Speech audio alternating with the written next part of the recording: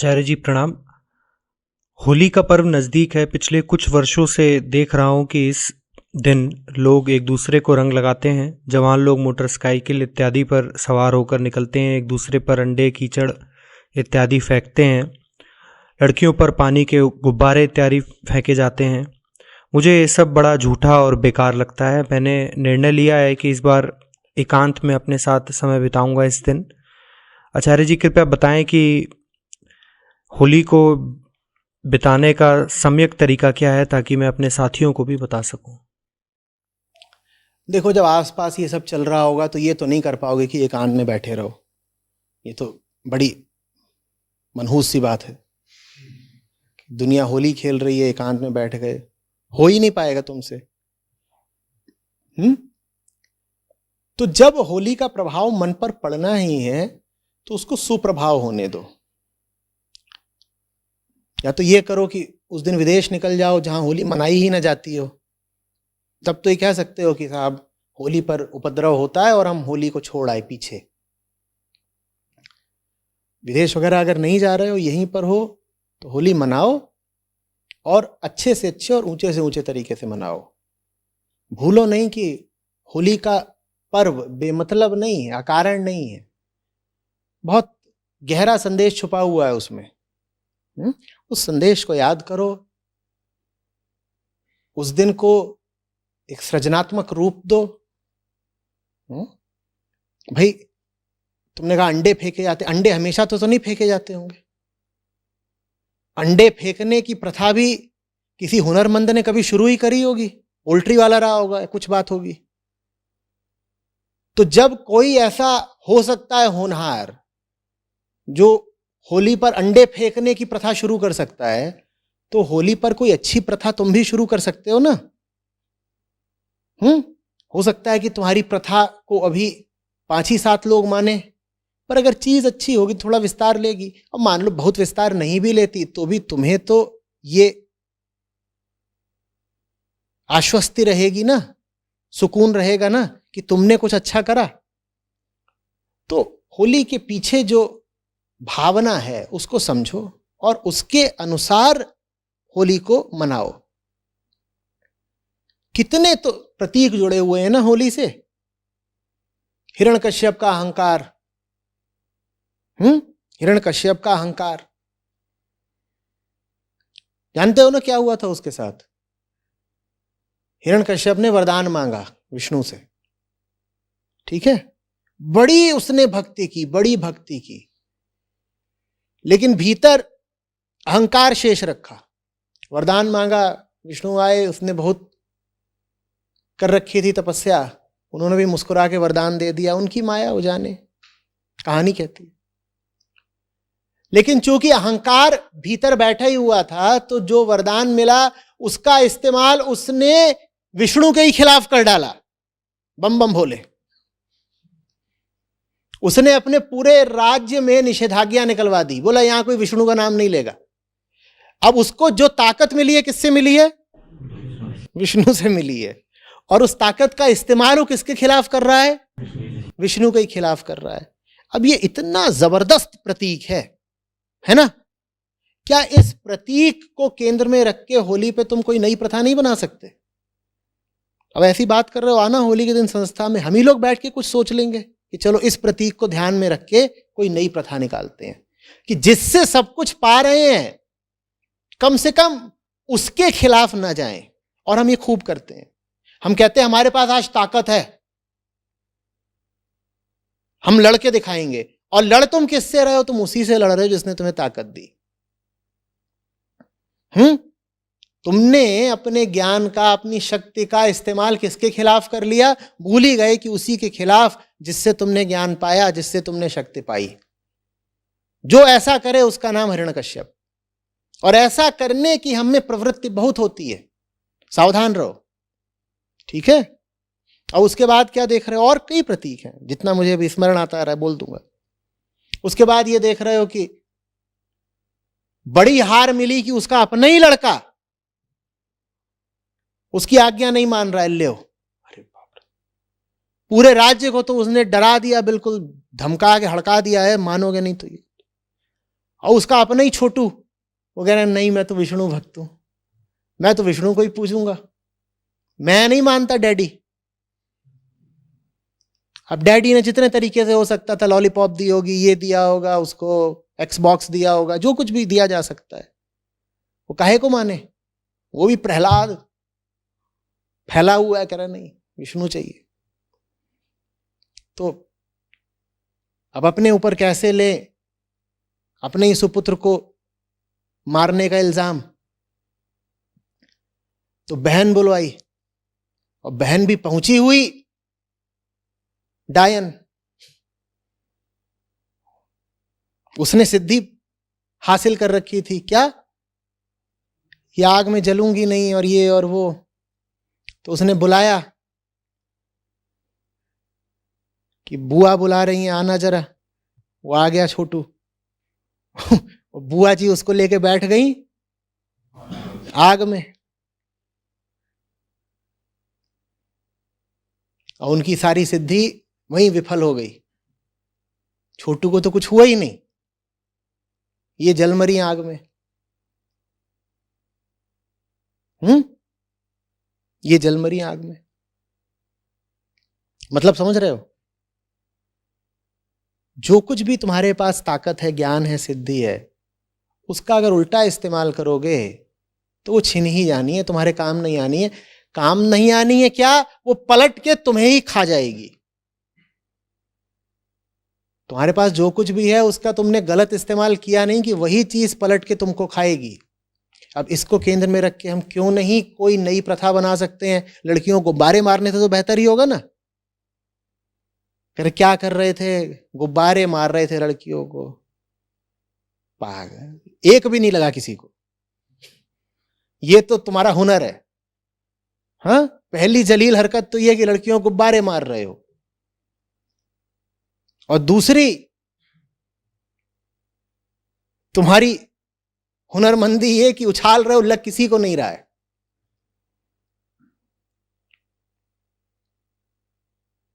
अब विष्णु, उन्होंने देखा ये सब हरकत चल रही है यहां पे, तो वो उतर आए। उन्होंने वरदान दे रखा था इनको कि ना दिन में मरेंगे, ना रात में मरेंगे, ना किसी घर के अंदर मरेंगे, ना बाहर मरेंगे, ना आदमी से मरेंगे, ना जानवर से मरेंगे, ना अस्त्र से मरेंगे, ना शस्त्र से मरेंगे, और ऐसी एक दो चीजें थी। तो ये बड़े फूले अघाए घूम रहे थे कि हम तो कैसे मरेंगे। मरने के जितने तरीके होते हैं उन सब पे तो हमने कट्टस लगा दिया है, हमें तो कोई कैसे ही मार लेगा। तो वो फिर नरसिंह अवतार बन के आए। नरसिंह अवतार याद है ना, वो देखा होगा चित्रों में। हाँ, आधे जानवर आधे आदमी, ना अस्त्र का इस्तेमाल किया, ना शस्त्र का इस्तेमाल किया, नाखून, न दिन में मारा ना रात में मारा, ना अंदर मारा ना बाहर मारा, बीच में मारा देहरी पे, शाम को मारा। जिसने तुमको समझाया है, पढ़ाया है, जो बाप है तुम्हारा, वो एक कदम हमेशा तुमसे आगे ही रहेगा। इसी बात को देसी बोध में मुहावरे के तौर पे कहते हैं कि गुरु एक दांव हमेशा अपने पास बचा के रखता है। चेले को सब सिखा देता है, बस एक दांव नहीं सिखाता, वो आखिरी होता है, वो जरूरी होता है। क्योंकि वो नहीं सिखाया है तो चेला एकदम ही चढ़ जाएगा, एकदम ही। तो वही वहां पे उन्होंने कर दिया, बोले आ। उसको बिल्कुल गोद में बैठाया हिरण्यकश्यप को, और बहुत प्यार से उसकी छाती फाड़ दी। और ये करके फिर शायद प्रहलाद को ही राजा बना दिया था, और ये फिर होली का पर्व हो गया। और उसी में हम होलिका दहन वगैरह करते हैं। अब होलिका दहन हम करते हैं, उसमें लकड़ी काहे को जला रहे हो यार? एक तो लकड़ी बची नहीं, ऊपर से फॉसिल फ्यूल है वो। नहीं, फॉसिल फ्यूल तो नहीं है, पर ऑर्गेनिक फ्यूल है, उसमें कार्बन बहुत है। कार्बन जब भी जलेगा तो क्या निकलेगा? कार्बन डाइऑक्साइड निकले। क्यों ये हरकत कर रहे हो? फिर पहले तो सब काम गांव में होता था, तो मिट्टी थी, मिट्टी के ऊपर लकड़ी उकड़ी रख के जला दी। अभी आजकल होलिका कहाँ चौराहे पे जलाते हो? तो जो सार्वजनिक संपत्ति है वो खराब करते हो, चौराहे पे जाम लगाते हो। कोई बेहतर तरीका हम निकालते हैं ना, कोई ज्यादा सुंदर तरीका, कोई ज्यादा धार्मिक तरीका निकालते हैं ना। इसमें क्या धर्म है कि किसी को कुछ पता ही नहीं होली के मर्म के बारे में, होली के संदेश के बारे में, और यहाँ किसी के घर से कुर्सी उठा करके डाल दी है, होलिका में जला रहे हैं। हाँ, मैं छोटा था, क्रिकेट खेलते थे, एक था जो कि बल्ला और गेंद अपनी लेके आता था और बोले कि देखो पहले बैटिंग हमारी होगी, और पहले बैटिंग करे, जल्दी आउट हो जाए तो बल्ला गेंद लेके चला जाए। तो जनता ने टोली बना के उसका बल्ला ही डाल दिया। बोले ये सब पाप जल रहा है ना इसमें, ये जलना चाहिए।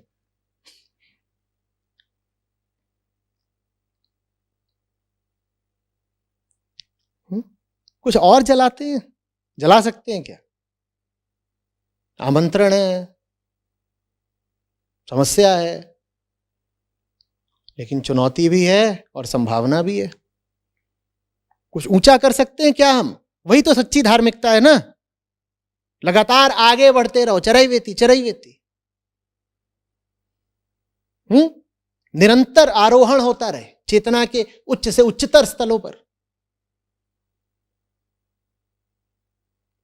ये सब करो। ये नहीं कि हम होली का बहिष्कार कर रहे हैं, हम होली मनाएंगे नहीं, हम छुप के बैठ जाएंगे, देखो मुंह पे कीचड़ लगा दिया। कुछ और करके देखते हैं। वैसे अभी एक बेहतर चीज तो होने लगी है। पहले जो रासायनिक रंग आते थे आज से 10 साल पहले ज्यादा तक, अब उसकी अपेक्षा मैं समझता हूं ऑर्गेनिक रंग आते हैं ना, फूलों वूलों से बने हुए, उस हद तक तो मामला वैसे ही ठीक हो गया है। पर वो बहुत छोटे तल का सुधार है, हमें उससे बहुत बड़ा सुधार चाहिए। एक बात समझ लो अच्छे से, अगर चाहते हो कि धर्म मर ही ना जाए, बिल्कुल विलुप्त ही ना हो जाए, तो धार्मिक प्रथाओं को सुधारना होगा। नहीं तो ये सब कीचड़बाजी, गुब्बारेबाजी, अंडेबाजी करके तुम उन्हीं लोगों की आवाज बुलंद कर रहे हो जो कहते हैं कि धर्म बेकार चीज है। और आज जानते हो ना कितने ऐसे लोग हो गए हैं। और मैं पश्चिम की नहीं बात कर रहा, हिंदुस्तान में भी मुझे लगता है अधिकांश आबादी ऐसी हुई जा रही है, खासतौर पर नए जवान लोगों की, उनमें भी अंग्रेजी बोलने वाले लोगों की, जो कहते हैं कि रिलीजन इज ए न्यूसेंस, कि धर्म एक झंझट भर है उनकी नजर में। वो कहते हैं धर्म चाहिए क्यों है? धर्म से सिर्फ नालायकियां होती हैं, बदतमीजियां होती हैं, धर्म बर्बादी का कारण है, ऐसा उनका कहना है। और तुम ऐसों की गाड़ी पर अंडा मारोगे तो कहेंगे देखा, मुझे तो पता ही था कि धर्म का मतलब बेवकूफी। और खास तौर पर याद रखो, सनातन धर्म पर बहुत हमला हो रहा है इस समय, वैदिक धर्म पर जबरदस्त हमला हो रहा है इस समय। तो जो लोग हमला कर रहे हैं उनको बिल्कुल मौका मत दो, जरा भी अवसर मत दो कि वो तुम्हारे धर्म में खोट निकाल पाए।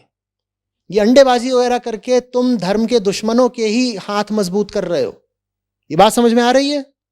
वो यही तो कहते हैं, वो कहते हैं जितने धार्मिक लोग हैं ये सब मंदबुद्धि हैं, ये पागल हैं, यही कहते हैं ना। उनका यही तो इल्जाम है। वो कहते हैं धार्मिक होने का मतलब है कि अंधविश्वासी होगा, रूढ़िवादी होगा, ठप दिमाग का होगा। भक्त शब्द को उन्होंने अब गाली बना लिया है। भक्ति की ये दुर्दशा हुई है। तुम चाहते हो ऐसा होता रहे? यहां बैठे हो तो मैं समझता हूं धर्म से कुछ प्रेम है। धर्म से अगर प्रेम है तो धर्म के नाम पर बेवकूफियां करना एकदम छोड़ दो। तुम धर्म के नाम पे पेड़ काटोगे, तुम धर्म के नाम पे अराजकता अव्यवस्था करोगे, तो तुम धर्म का ही नाम खराब कर रहे हो। और धर्म बेचारा वैसे ही डूब रहा है आज के समय में। बड़ा दुख हुआ मुझे, ऋषिकेश में था, कावड़िए आ रहे थे, महाशिवरात्रि का समय था। मैंने आंखों से देखा उनमें से कुछ को स्त्रियों से दुर्व्यवहार करते हुए, विदेशी स्त्रियों से। अब वो विदेशी स्त्रियां और ऋषिकेश आई हैं, योग वगैरह सीखने आती हैं, ये कांवड़िए उनसे मजे ले रहे हैं। वो मजे भी अगर स्वस्थ तरीके के होते तो ठीक थे। किसी का शरीर पकड़ लो, किसी को पकड़ के बिल्कुल हिला डुला दो, किसी की देह पे हाथ फेरो, ये किस तरीके का, कौन से तल का मजा है भाई? और वो सब जो लड़कियां जिनके साथ ये कर रहे थे वो पूछेंगी नहीं कि ये कौन लोग हैं, ये गेरुआ वस्त्र पहन के बम बम भोले करते जा रहे कौन लोग हैं, उन्हें बताया जाएगा ये शिव भक्त हैं। तुमने धर्म का ही नाश कर दिया। मुझे बताओ कि वो जो लड़कियां थीं अब वो कभी शिव भक्ति को सम्मान दे पाएंगी? अब वो कभी वैदिक धर्म को, अब वो कभी शैव धर्म को इज्जत की नजर से देख पाएंगी? वो कहेंगी हम जानते हैं शिव के मानने वालों को, इन्होंने हमारे साथ दुर्व्यवहार करा था। तो धार्मिक आदमी का कर्तव्य आज के समय में कई गुना बढ़ गया है, क्योंकि धर्म वास्तव में इस समय आक्रमण झेल रहा है, जबरदस्त आक्रमण, अहंकार का आक्रमण, बुद्धि का आक्रमण। बुद्धि माने जो सीमित बुद्धि होती है, जो बुद्धिजीवी वर्ग की बुद्धि होती है, उसका आक्रमण।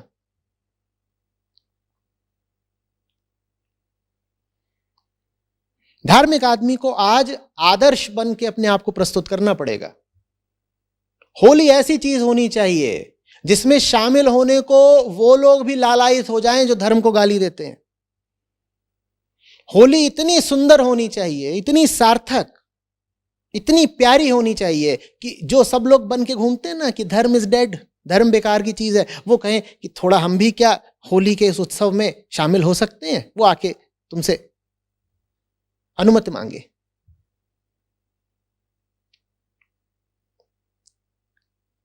और ये बात मैं सिर्फ एक खास दिन होली के लिए नहीं बोल रहा हूं, ये साल भर की बात है। साल भर आचरण ऐसा होना चाहिए धार्मिक आदमी का कि वो दूसरों के सामने एक अनुपम आदर्श बन जाए,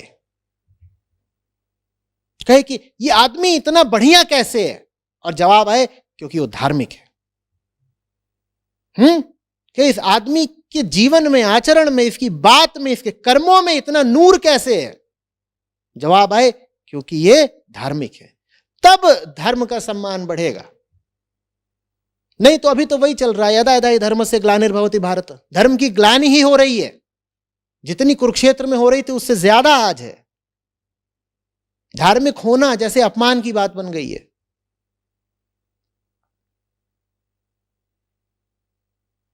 अभी आईआईटी में सत्र था मेरा, तो कपड़े पहने मैंने पूछा ठीक है, तो पीछे से किसी ने सलाह दी, बोले देखिए कुछ भी ऐसा मत पहनिएगा जो पीले जैसा हो, संतरे के रंग का हो। मैंने कहा गेरुआ बोलना चाहते हो ना? बोले हाँ।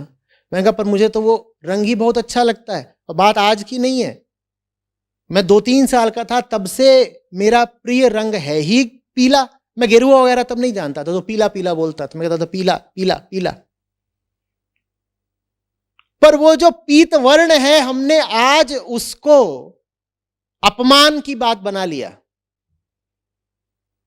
ये हमने दुर्व्यवहार करा है धर्म के साथ कि अब अगर मैं गेरुआ पहनूं तो लोग सलाह देते हैं देखिए गेरुआ मत पहनिए, क्योंकि गेरुए रंग पे कब्जा हो गया है बहुत गिरे हुए लोगों का, तो आप गेरुए से दूर रहिए। मैं चाहता हूं हम गेरुए को उसकी प्रतिष्ठा वापस लौटाएं। बात समझ रहे हो? एक समय था जब कितने सम्मान के साथ गाते थे, मेरा रंग दे बसंती चोला।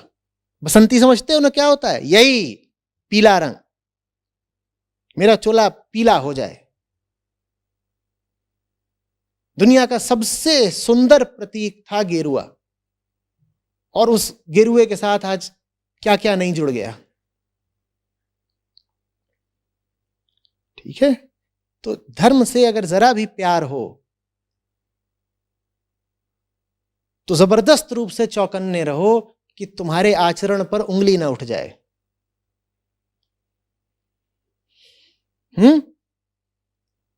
और धर्म के नाम पर उपद्रव और बदतमीजियां तो बिल्कुल भी नहीं।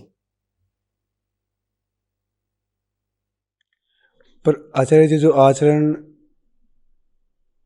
जिसके आप बोल रहे हैं कि बात उस पर उंगली ना उठ जाए, तो बाह्य आचरण के कारण हमें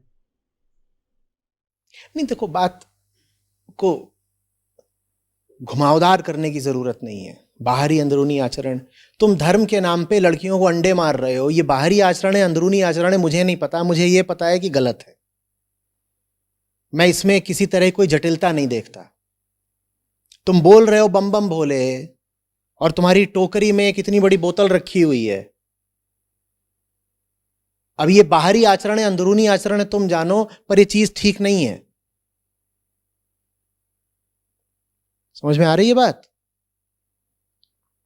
इसमें किसी तरह की कोई जटिलता है ही नहीं भाई। ये सब काम चेतना के गिरे हुए तल से हो रहे हैं। तुम कह रहे हो हमारे महादेव भी तो भांग धतूरा लेते हैं तो हम भी लेंगे, तो फिर तुम इस लायक भी तो हो जाओ ना पहले कि ऋभु गीता का दान कर सको। शिवत्व के कुछ बाकी लक्षण भी तुम में उभरेंगे, या बस भांग धतूरा ही तुमने सीखा है महादेव से? बोलो। तो ये सब नहीं है। कुछ चीजों में बहुत स्पष्ट होता है कि जो काम हो रहा है वो ठीक नहीं ही है। वो लीला नहीं कही जा सकती कि हम शिव भक्त हैं, हम अमेरिका की लड़की को छेड़ रहे हैं, ये लीला है, और छुपे हुए तरीके से इस छेड़ाछाड़ी से उस लड़की का उद्धार हो जाएगा। इसमें उसका कोई उद्धार है? कोई उद्धार होता तो मैं कहता छेड़ लो भाई। ये तो सीधे सीधे सिर्फ और सिर्फ छिछोरी काम वासना ही है ना, या और कुछ है? तो इन चीजों में बहस की कोई गुंजाइश नहीं है। कुछ काम तो किसी भी तरह नहीं किए जाने चाहिए, और धर्म के नाम पर तो बिल्कुल भी नहीं किए जाने चाहिए।